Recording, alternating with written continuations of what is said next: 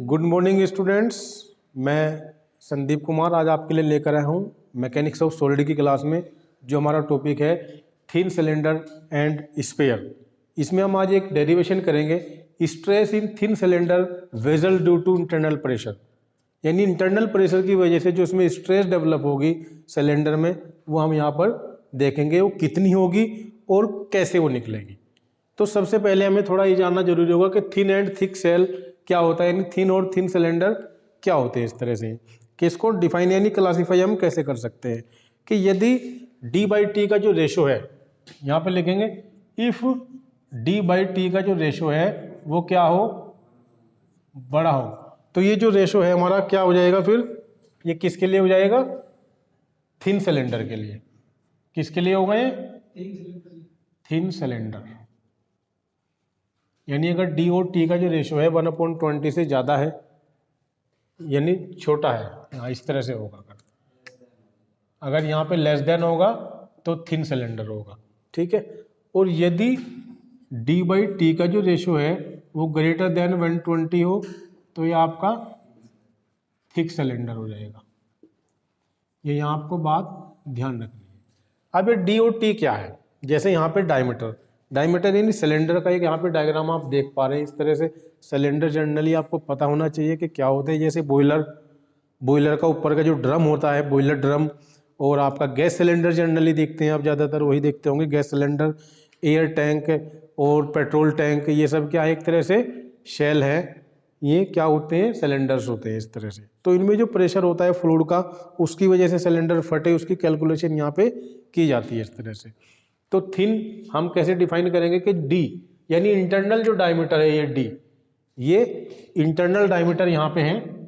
Internal diameter हमने यहाँ पे लिखे है, इसको शो कर दिया मैंने, d और t यानी ये थिकनेस, ये कितनी मोटाई इसकी वाल है, t, ये जो मटेरियल है, जिस मटेरियल की बनी है वो उसकी थिकनेस t, इसका रेशो।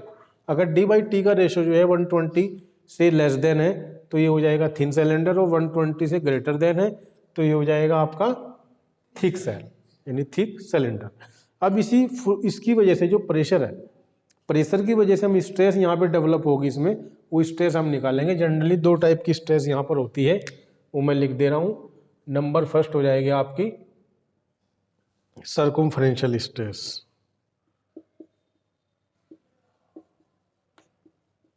सर्कमफ्रेंशियल स्ट्रेस, इसी को हम बोलते हैं हूप स्ट्रेस। सबसे पहले हम सर्कमफ्रेंशियल स्ट्रेस की बात करेंगे, इसी को डिस्कस करते हैं। सर्कमफ्रेंशियल स्ट्रेस के लिए यहाँ पर हम क्या करेंगे कि हमने कंसीडर कर लिया है, consider a cylinder which thickness t and diameter कौन सी, इंटरनल, यहाँ पे लिखेंगे internal diameter small d and fluid pressure, internal fluid pressure t यहाँ पे एज्यूम हमने कर रखा है। यानी इसके अंदर कोई भी फ्लूइड होगा, गैस होगी, इसके अंदर कुछ भी हो सकता है। यहाँ पे इस तरह से आपको दिख रहा है एक डायग्राम कि इसके अंदर गैस भरी होगी, उसका जो प्रेशर है वो हमने P यहाँ पे एज्यूम कर लिया है। अब ये जो प्रेशर है, यानी जो फ्लूइड का प्रेशर है, ये एक ऐसा फोर्स लगाएगा, अगर ज़्यादा फोर्स यहाँ पे अंदर उसका प्रेशर ज़्यादा होगा फ्लूइड का, तो तभी सिलेंडर फटेगा। और सिलेंडर जो है दो तरह से फट सकता है।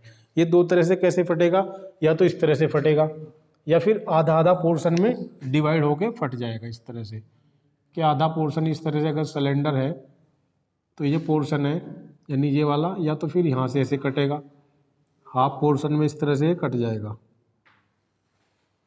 इस तरह से फटेगा, या तो इस तरह से फटेगा या ऐसे कहीं से भी फट सकता है, दोनों में से। या तो इस तरह का ये ऐसे, ये ढक्कन से हट जाएगा इसका, या तो ऐसे लगेगा इसमें फोर्स, ऐसे प्रेशर इस डायरेक्शन में होगा, दो ही डायरेक्शन में प्रेशर होगा, या फिर इस डायरेक्शन में होगा, या फिर कैसे होगा, इस डायरेक्शन में होगा, ऐसे जैसे मैंने इसी दिखाया है। दो ही डायरेक्शन में प्रेशर होगा यहाँ पर, या तो ऐसे होगा या ऐसे होगा, यानी सर्कुम्फ्रेंस पर। इसको क्या बोलते हैं? सर्कुम्फ्रेंस। जो इसकी सर्कुम्फ्रेंस होगी, सर्कुम्फ्रेंस को क्या बोलते हैं हिंदी में? परिधि। जैसे सिलेंडर है, इस सिलेंडर के अंदर जो है कोई भी फ्लूइड भरा है, यानी फ्लूइड का फिर उसका क्या होगा? प्रेशर। वो प्रेशर ऐसे लगेगा चारों तरफ, यानी इसके सर्कुम्फ्रेंस पे आगे की तरफ ऐसे फोर्स लगाए, तो ऐसे लगाएगा तो सिलेंडर ऐसे फटना स्टार्ट होगा और फट के वो ऐसे ऐसी शेप में आ जाएगा, जैसी शेप में ये है, तो इस शेप में आएगा सिलेंडर फटने के बाद इस तरह से। वही हमने बताया। तो ये कौन सी स्ट्रेस होगी यहाँ पे? ये कहाँ पे लगा है प्रेशर? सर्कुम्फ्रेंस पे। तो सर्कुम्फ्रेंस पे जो प्रेशर लग रहा है, तो वहाँ पर जो डेवलप होगी स्ट्रेस, वो कौन सी होगी? सर्कुम्फ्रेंशियल स्ट्रेस डेवलप होगी। तो इस सर्कुम्फ्रेंशियल स्ट्रेस को हम यहाँ पे लिख दे रहे हैं, और वो कहाँ पे होगी? सर्कुम्फ्रेंशियल स्ट्रेस, सर्कुम्फ्रेंशियल स्ट्रेस है ये पूरी यहाँ पे जो इस मटेरियल पे है, सर्कुम्फ्रेंशियल स्ट्रेस। यानी प्रेशर अंदर होगा फ्लूइड का, अपना एक अलग लगाएगा, नहीं, वो प्रेशर की वजह से एक फोर्स होगा, प्रेशर की वजह से एक फोर्स होगा, जिस फोर्स को हम बोलते हैं बर्स्टिंग फोर्स। इस फोर्स को हम क्या बोलते हैं? Bursting force. तो बर्स्टिंग फोर्स। अब वी नाउ दैट हम जानते हैं कि प्रेशर इक्वल टू क्या होता है, कि प्रेशर इक्वल टू एक फॉर्मूला होता है, pressure equal to force upon area. यानी किस एरिया की बात करेंगे हम? एरिया की कौन से वाले की बात करेंगे हम? जिस एरिया पर फोर्स लग रहा, यानी प्रेशर लग रहा। प्रेशर किस एरिया पर लगेगा? इस वाले एरिया पर। यानी जो ये सिलेंडर है, इस तरह से ये सिलेंडर है, यहाँ पे जो प्रेशर लगा है, ये इस वाले प्रेशर इस पे लगेगा प्रेशर, यानी ऊपर की तरफ ऐसे लग रहा इस वाले एरिया पे ये, क्योंकि ये अंदर फ्लूइड है, ये फ्लूइड है, तो ऊपर की तरफ प्रेशर लगाएगा फ्लूइड। तो एरिया कौन सा कंसीडर करेंगे हम? ये वाला एरिया कंसीडर करेंगे हम, इस तरह से। यहाँ पे ये वाला एरिया हम क्या करेंगे? कंसीडर करेंगे ये एरिया, ठीक है। हम ये वाला एरिया जो है यहाँ पे कंसीडर करेंगे। किसके लिए करेंगे हम कंसीडर? ये बर्स्टिंग फोर्स के लिए, कि बर्स्टिंग फोर्स जो है हमारा इस एरिया पर लगेगा, ये जो एरिया है हमारा। तो ये एरिया कैसे निकलेगा आपका? ये आपको पता है कि ये वैल्यू कितनी है यहाँ से यहाँ तक की? ये वैल्यू d है, यानी इसके क्या है? डायमीटर d है, और ये लेंथ कितनी है? l है। तो हम यहाँ से एरिया निकाल सकते हैं इसका, l इंटू डी। तो यहाँ पे इसी तरह से हम बर्स्टिंग फोर्स अगर निकालें तो फोर्स बराबर क्या हो जाएगा हमारा? Pressure into area. अब ये फोर्स कौन सा है? Bursting force. प्रेशर है हमारा P, ठीक है, और एरिया कितना है हमारा? L एंड D, यानी F बराबर PL D आ गया हमारा फोर्स। ये कौन सा फोर्स है? बर्स्टिंग फोर्स, मैंने ऐसे लिख दिया, ठीक है, बर्स्टिंग फोर्स। अब इसी तरह से इस बर्स्टिंग फोर्स को रोकने के लिए सिलेंडर का जो मटेरियल होगा, सिलेंडर का मटेरियल क्या करता है? उसको रजिस्ट करेगा फोर्स, ताकि वो फटे ना, यानी इसमें कोई भी उसकी जो रेशे हैं, उसका जो मटेरियल है आपस में टूटे ना उसके बॉन्ड, तो उसको रजिस्ट करेगा। कौन करेगा? मटेरियल। जो ये सिलेंडर का ये वाला मटेरियल है, सर्कुम्फ्रेंस वाला ये। तो यहाँ पर जब इसको रजिस्ट करेगा, जब इस पर फोर्स लगेगा, हमें पता है उसके डायमेंशन में चेंज होने की कोशिश होगी तो स्ट्रेस होगी। अब स्ट्रेस कौन सी होगी वहाँ पे? सर्कुम्फ्रेंशियल स्ट्रेस। इस स्ट्रेस को क्या बोलते हैं? सर्कुम्फ्रेंशियल। तो ये स्ट्रेस का भी हमने पता है क्या है, यहाँ पे लिखेंगे we now that stress equal to force upon area, ठीक है। स्ट्रेस कौन सी होगी? ये सर्कुम्फ्रेंशियल स्ट्रेस। अब फोर्स, यहां से फिर हम फोर्स इक्वल टू लिख लेंगे। फोर्स इक्वल टू हमारा हो जाएगा stress into area, stress into area. ये फोर्स कौन सा हो जाएगा हमारा? Resistive force. ये फोर्स हमारा कौन सा होगा? रेजिस्टिव फोर्स, ठीक है, यानी रेजिस्टिंग फोर्स होगा। इसको हम लिखेंगे सिग्मा सी। और एरिया कौन सा है? Resisting area. रेजिस्टिंग एरिया कहाँ से आएगा? हाँ, मटेरियल। ये मटेरियल जो है हमारा, ये एरिया, यानी आप किस किस पे लग रहा है फोर्स, ऐसे फटा जब सिलेंडर इस पोर्शन पे और इस पोर्शन पे स्ट्रेस जनरेट हुई। कब हुई जनरेट? यहाँ पर जब प्रेशर जो है सरकमफ्रेंस पे लगा, जब प्रेशर जो है सरकमफ्रेंस पे लगा, यानी ये कितनी डिस्टेंस है टी और ये कितनी है एल, यानी ये डिस्टेंस जो है ये टी है और ये टोटल एल है। तो ये एरिया हम निकाल सकते हैं इसका पूरा एल इंटू टी, लेकिन हमारे पास ये दो पोर्शन है, एक ये और एक ये, तो दो कितने हो जाएंगे 2LT। तो एरिया यहाँ पे क्या हो जाएगा 2LT इस तरह से, और फोर्स बराबर हो जाएगा F, यानी कौन सा फोर्स है? Resisting force. ठीक है, अब इक्विलिब्रियम कंडीशन के लिए क्या लिखेंगे हम? फॉर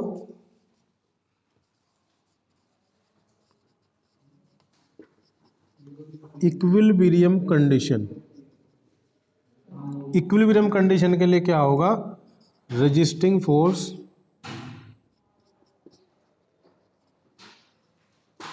इक्वल टू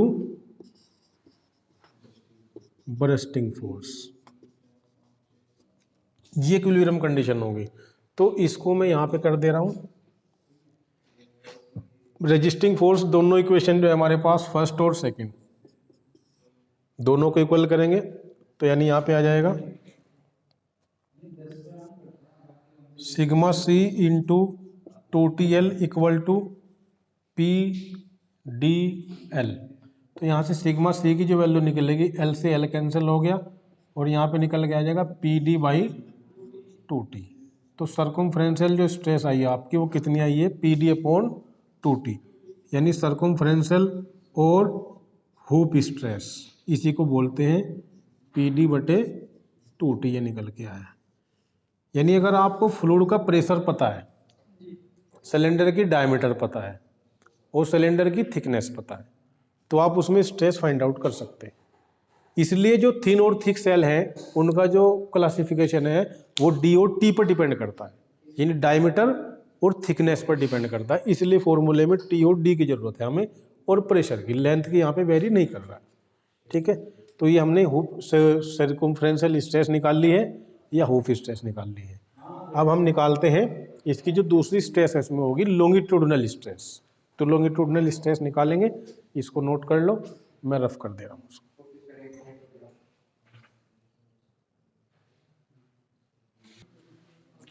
तो अब हम निकालेंगे लॉन्गिट्यूडनल स्ट्रेस। तो लॉन्गिट्यूडनल स्ट्रेस के लिए हमने अभी निकाली है सर्कमफ्रेंशियल स्ट्रेस PD/2T। ये सर्कमफ्रेंशियल स्ट्रेस हम अभी फाइंड आउट कर चुके हैं फॉर्मूले से थिन सिलेंडर के लिए। तो थिन सिलेंडर के लिए मैंने जैसे पहले बताया था कि T/D क्या होना चाहिए? लेस देन 120 तो थिन सिलेंडर है, और T/D ग्रेटर देन 120 तो थिक सिलेंडर है। ये यहाँ पे हमें ध्यान रखना है। अब लॉन्गिट्यूडनल जो स्ट्रेस है वो कहाँ पे डेवलप होगी सिलेंडर में? लॉन्गिट्यूडनल स्ट्रेस जो है यहाँ पर इस तरह से हम देखेंगे, सिलेंडर का कोई भी पोर्शन होगा, जो फ्लूइड का प्रेशर है वो इस तरह से जाने की कोशिश करेगा। ये मैं कोई भी एक सेक्शन यहाँ पे एज्यूम कर रहा हूँ, सिलेंडर का ये internal portion, this is the internal portion of cylinder, this is the internal portion of cylinder. इधर से आने की कोशिश करेगा, ये प्रेशर इस सेक्शन पे लग रहा, तो ये इंटरनल प्रेशर। तो इसका जो है अपोजिट, यानी इस दीवार पर मैंने एज्यूम कर लिया कि कोई भी दीवार मान लो इसकी, और फिर अपोजिट में जो है क्या होगा? प्रेशर होगा यहाँ पर। ठीक है, प्रेशर इस तरह से होगा जब ये फटेगा, यानी यहाँ पे इस दो पोर्शन में टूट गया, तो दो पोर्शन में टूट गया। तो अब क्या होगा? यहाँ पे एरिया, जैसा मैंने आपको बताया था अभी कि ये इस तरह से है, सिलेंडर की कहानी कुछ इस तरह से रही होगी। ये मैंने 2D बना दिया इस तरह से, और ये फटने के बाद जो है ऐसे आया होगा ये यहाँ पे। तो प्रेशर कहाँ पे लगा है? इधर लगा है। प्रेशर किस एरिया पे लगा है? इस एरिया पे लगा है। प्रेशर जो है इस एरिया पे लगा है। अब ये जो एरिया है यानी ब्रस्टिंग एरिया, ब्रस्टिंग एरिया कितना है यहाँ पर लिखेंगे, मार्कर चेंज करेंगे।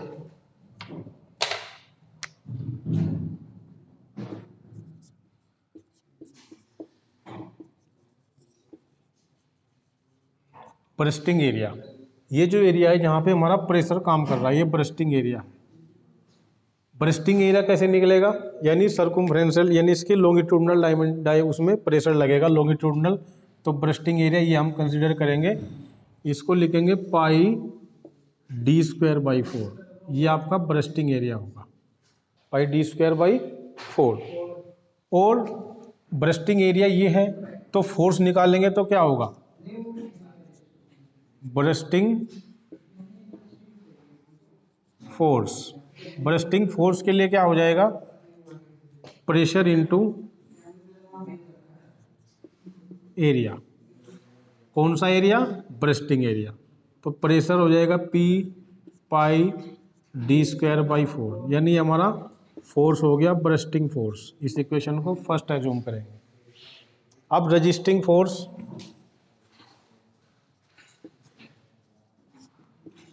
रजिस्टिंग फोर्स जो है जो इसको रजिस्ट करेगा, यानी यहाँ पर स्ट्रेस कौन सी लगेगी, लॉन्गिट्यूडनल स्ट्रेस। यहाँ पर स्ट्रेस कौन सी जनरेट होगी, वो लॉन्गिट्यूडनल स्ट्रेस जनरेट होगी। लॉन्गिट्यूडनल को ऐसे ले लेते हैं, इसके बेस में L लिखते हैं, तो longitudinal stress into area, area कौन सा,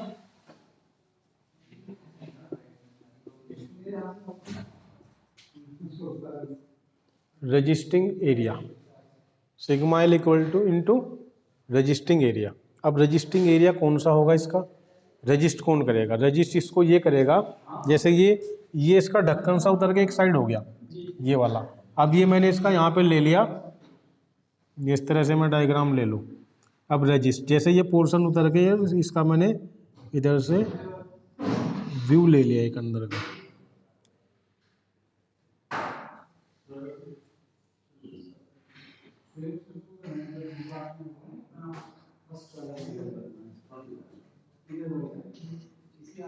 ठीक है।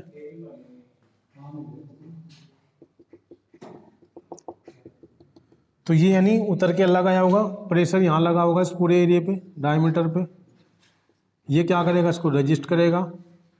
कौन सा force, resisting force, resisting force इसको रजिस्ट करेगा, यानी ये है, ये हमारा जो मटेरियल है, ये वाला मटेरियल है, इस मटेरियल पर हमारा क्या लगेगा, स्ट्रेस लग रही होगी इस मटेरियल पर सर्कुलरी। तो इस मटेरियल का हमें एरिया निकालना है, जनरली हमें क्या निकालना है, इस मटेरियल का एरिया निकालना है हमें।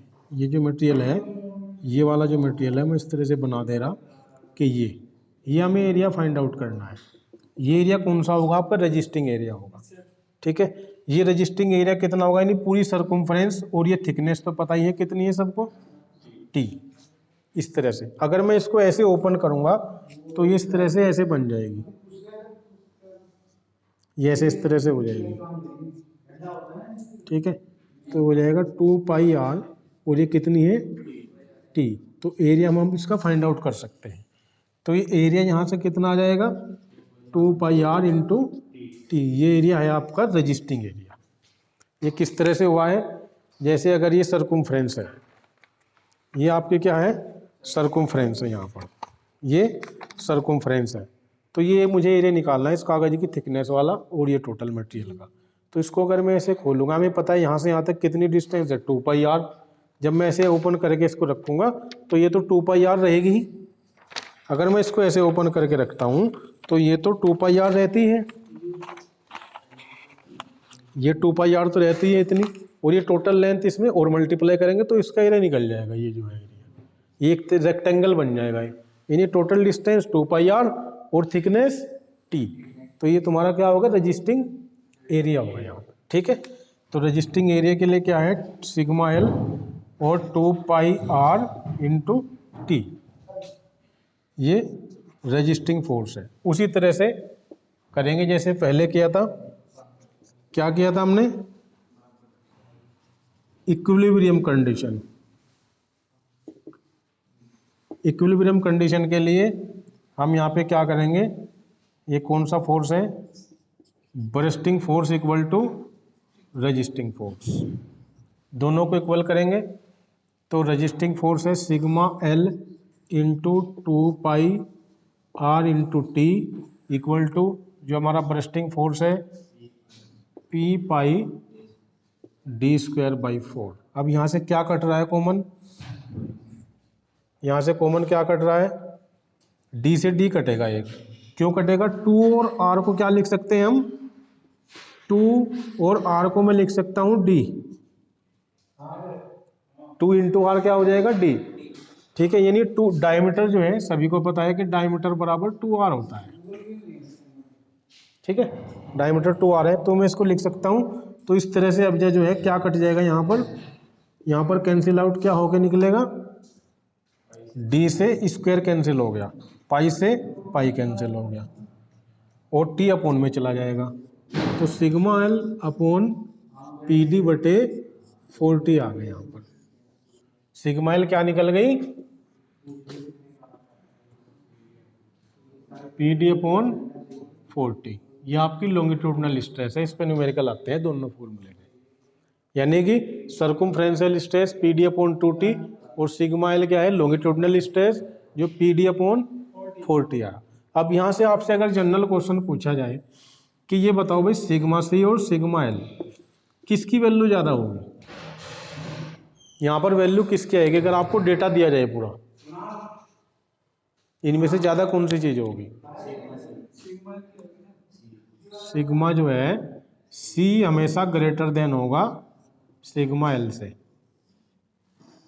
क्योंकि यहाँ पर 4 से डिवाइडेशन है पीडी में और यहाँ 2 से, तो ये कम होगी ये ज़्यादा, ये कम होगी ये ज़्यादा होगी, तो सिग्मा सी हमेशा ज़्यादा आएगी सिग्मा एल से। सिग्मा एल का मीन्स है लॉन्गिट्यूडनल स्ट्रेस, सिग्मा सी है सर्कुम्फ्रेंशियल या हुप स्ट्रेस। तो इस तरह से हमने ये समझा है आज, और इस पर न्यूमेरिकल हम देखेंगे फिर नेक्स्ट लेक्चर में। Okay, thank you.